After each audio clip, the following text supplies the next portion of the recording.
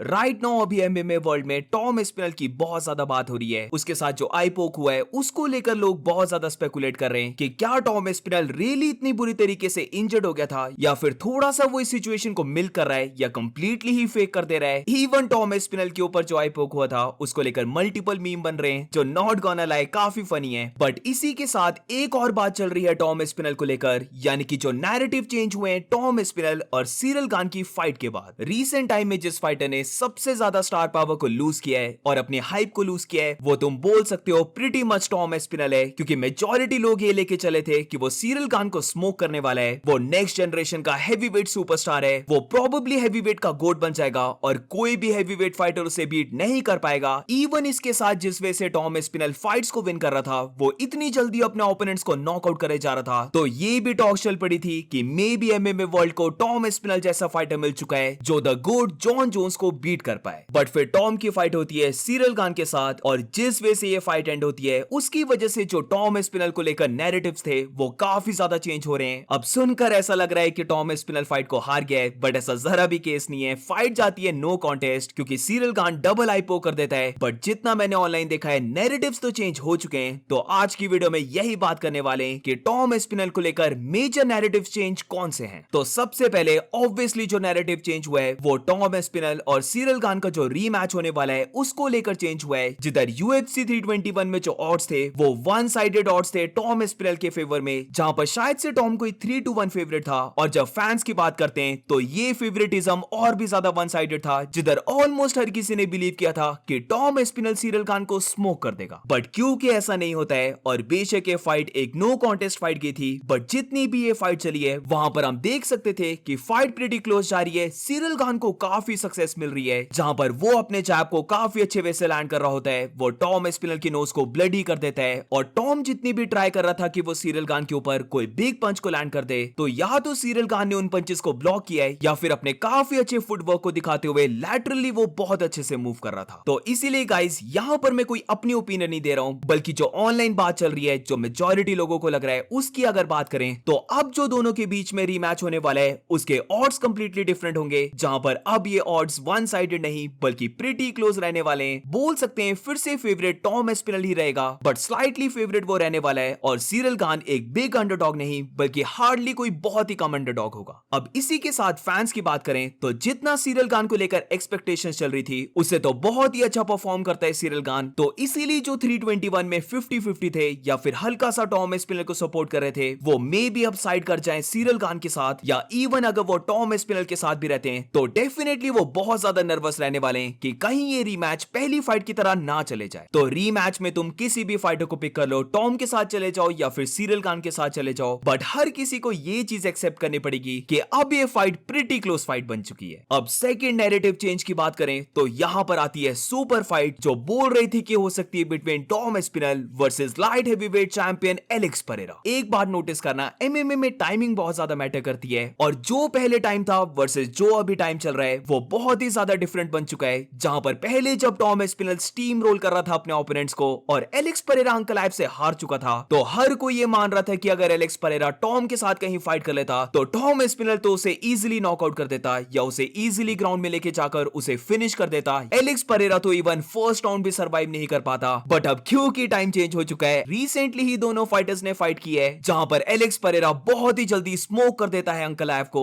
और Tom spinal की fight no contest जाती है। बट जितनी भी ये फाइट चली थी वो स्कोर कार्ड्स में फाइट को हार रहा था, तो इसीलिए अभी अगर हम देखें तो जो दोनों की फाइट का नैरेटिव है वो चेंज हो चुका है और ये चीज तुम भी बिलीव करोगे कि अब ये नहीं बोल सकते कि टॉम स्पिनल बस एक ही पंच से एलेक्स परेरा को नॉकआउट कर देगा या उसे रग्बी टैकल करके ग्राउंड में लेके जाकर फिनिश कर देगा। गान की फाइट में हमने देखा था कि टॉम स्पिनल के ऊपर बहुत ज्यादा जैब्स पड़ रहे होते हैं, उसका नोज ब्लडी हो जाता है और काफी टाइम उसकी चिन टक्ड इन भी नहीं थी बल्कि हल्की सी वो हवा में थी, वो काफी अपराइट खड़ा हुआ था। तो सेम वे से अगर एलेक्स परेरा के साथ फाइट होती है तो एक तो एलेक्स परेरा के पास है वो लेफ्ट हुक जिसका हर किसी को पता है अगर ये परफेक्टली लैंड हो गया तो हैवीवेट हो या सुपर हैवीवेट भी क्यों ना हो वो फाइटर नॉकआउट होने वाला है। और इसी के साथ स्लाइटली एलेक्स परेरा के पास ज्यादा रीच है, तो अगर टॉम के ऊपर सिरिल गान जैब को लैंड कर सकता है तो ये चीज एलेक्स परेरा भी कर सकता है। अब फाइट में क्या होता है ये तो किसी को भी नहीं पता है, ऐसा हो सकता है कि पहले जो बोला जा रहा था वही सेम हो, जहां पर Tom Aspinall easily Alex Pereira को ग्राउंड में लेके जाकर उसे वहीं पर फिनिश कर दे रहा है। बट बात यहाँ पर फाइटिंग की नहीं है कि किस वे से फाइट प्ले आउट होगी, बल्कि बात चल रही है नैरेटिव चेंज की। तो नैरेटिव तो डेफिनेटली चेंज हुआ है, स्पेशली अगर हम दोनों की रीसेंट फाइट को देखें।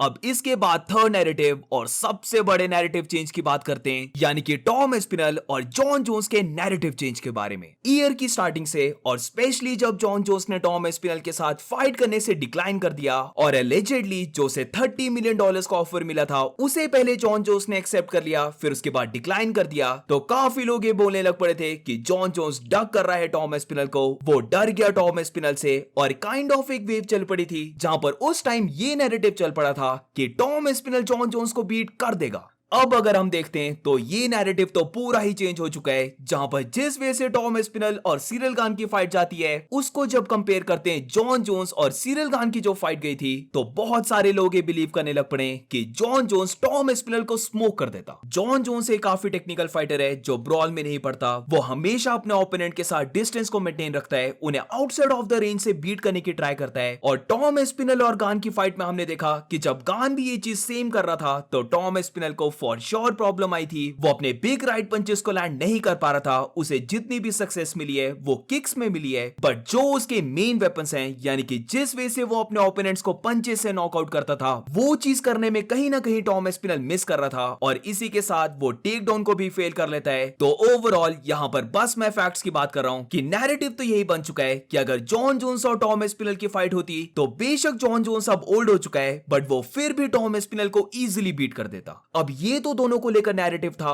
बट अगर मैं अपनी बात करूं तो मैं हल्का सा इस बात को डिफरेंट वे से सोच रहा हूं, जहां पर ये भी फैक्ट है कि एक बार जॉन जोन्स ने ये बोला था कि वो बस अब लेगेसी फाइट्स करना चाहता है, वो कोई ऐसी फाइट नहीं लेना चाहता जहां पर रिस्क बहुत ज्यादा है बट उसके कंपैरिजन में रिवॉर्ड बहुत कम मिलेगा। और ये समवट बात हो रही होती है टॉम की फाइट को लेकर। तो मान ली कि अगर हम यही बात है, जहां पर ऑब्वियसली जॉन जोन्स भी सबकी बातों को सुन रहा था और काफी लोग उस टाइम पे ये बिलीव कर रहे थे कि टॉम एस्पिनल तो अब उसे बीट कर ही देगा, और इसके साथ साथ टॉम एस्पिनल जिस वे से फाइट्स को विन भी कर रहा था, वो बार बार जॉन जोन्स को कॉल आउट कर रहा था, तो मान के ही चले अगर हम कि जॉन जोन्स को सच में ऐसा लग गया था कि टॉम एस्पिनल की फाइट मे भी उसके लिए बहुत ज्यादा रिस्की हो सकती है। और अगर जो एलिजेड चीज है कि जॉन ने पहले मांगा $30 मिलियन कि यूएफसी तो उसे इतना पैसा देगी ही नहीं, बट जब यूएफसी इतना मनी देने के लिए एग्री कर जाती है तो जॉन जोन्स बैक ऑफ कर जाता है। तो जितनी भी ये सारी चीजें, ये अगर हम जॉन जोन्स की मान के चले कि हाँ जॉन जोन्स अंदर से भी थोड़ा सा डर गया था कि कहीं जो लोग बोल रहे हैं वो सच ना हो जाए, वो अपनी लेगेसी को लूज ना कर जाए और टॉम एस्पिनल उसे बीट ना कर दे। तो जिस वे से टॉम एस्पिनल की फाइट हुई है, अब ये चीज तुम बोल सकते हो कि जॉन जोन्स के मन से भी पूरी ही निकल गई होगी। ये चीज तुम बोल सकते हो कि जॉन जोन्स डक कर रहा था टॉम की फाइट को, बट ऐसा नहीं बोल सकते कि जॉन जोन्स डर रहा था टॉम एस्पिनल से। बट ये भी अगर हम मान के चले तो अब तो जॉन जोन्स का डर कंप्लीटली निकल गया होगा। मुझे तो लगता है कि जॉन जोन्स अब बहुत ज्यादा खुश हो रहा होगा और प्रीटी कॉन्फिडेंट होगा।